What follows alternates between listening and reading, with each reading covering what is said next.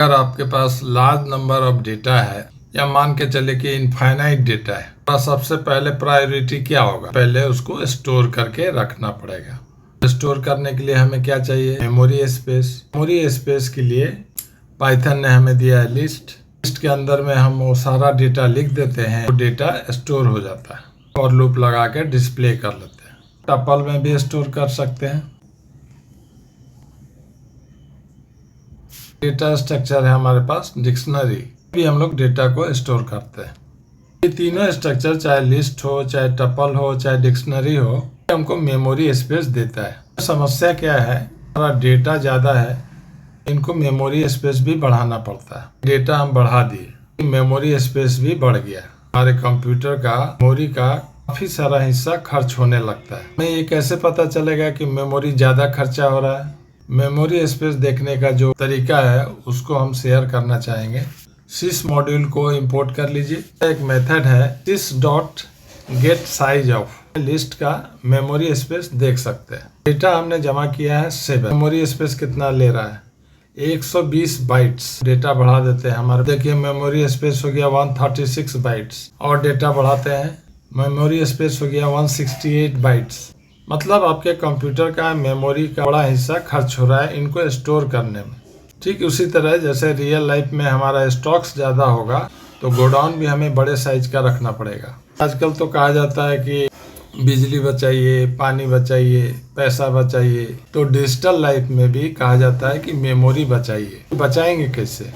कि स्मार्ट उपाय है, आप उसको इम्प्लीमेंट कर सकते हैं। अब वो स्मार्ट उपाय क्या है? रेंज वाले मेथड का यूज कीजिए। 10 डेटा है, 0 से 9 तक ये डिस्प्ले करेगा। और बाइट्स कितना लिया? मात्र 48 बाइट्स। डेटा बढ़ा दिए, लीजिए 100 कर देते हैं। देखिए 100 तक डिस्प्ले कर दिया। बाइट्स कितना ले रहा है? मात्र 48 बाइट्स। उतना ही बाइट्स है। 1000 कर दीजिए, चाहे 10,000 कर दीजिए, चाहे 1 लाख कर दीजिए, चाहे 10 लाख कर दीजिए, बाइट्स आपका मात्र 48 ही लगेगा। देखिए 10 लाख डेटा ये डिस्प्ले कर दिया, बाइट्स ये मात्र 48 ही ले रहा है। बताइए, है ना स्मार्ट तरीका? ऐसा कैसे हो गया कि 10 लाख डेटा भी स्टोर कर रहा है, बाइट्स भी बिल्कुल कम ले रहा है? ये एक टेम्पोररी मेमोरी या बफर का यूज कर रहा है। आपके डेटा को ये जनरेट कर रहा है, स्टोर करके नहीं रख रहा है। आपको जरूरत होगा आपको दिखला देगा जनरेट करके। एक बफर मेमोरी या कैश मेमोरी, उसमें आपको डेटा को जनरेट करेगा, उसको डिस्प्ले करता है। इसमें स्टोरेज का समस्या नहीं रहता है। तो टेक्निकली हो सकता है कि आपको प्रॉब्लम हो रहा है कि ये बफर मेमोरी क्या है, कैश मेमोरी क्या है।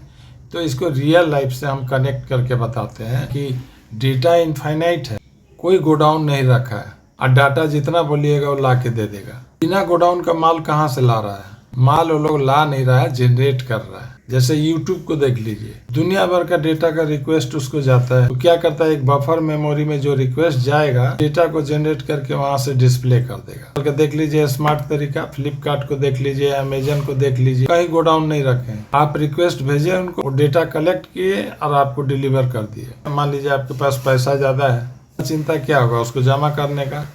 मान लीजिए 1 लाख है, तब तो जाके बैंक में डाल दिए। 10 करोड़ है तो फिर आपको गोडाउन भी ज़्यादा चाहिए, यानी बैंक भी ज़्यादा चाहिए। 10 बैंक में जा के 1-1 करोड़ डाल दिए। 10 बैंक का मेमोरी खर्चा हुआ और इसी पैसा को स्मार्ट तरीका से अगर आप कीजिएगा, स्टॉक में मेमोरी की जरूरत नहीं है। स्टॉक्स में जो पैसा लगता है उसको स्टोर नहीं करके उसको कहीं और री इन्वेस्ट कर दिया जाता है, फिर उससे नया पैसा जनरेट हो जाता है। इस तरह उनको स्टोरेज का भी प्रॉब्लम नहीं रहता है, डेटा भी अपडेट होते रहता है।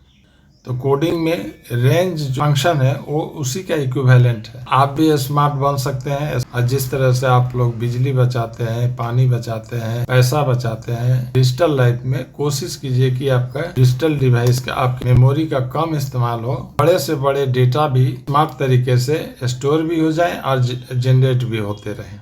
Okay, thank you.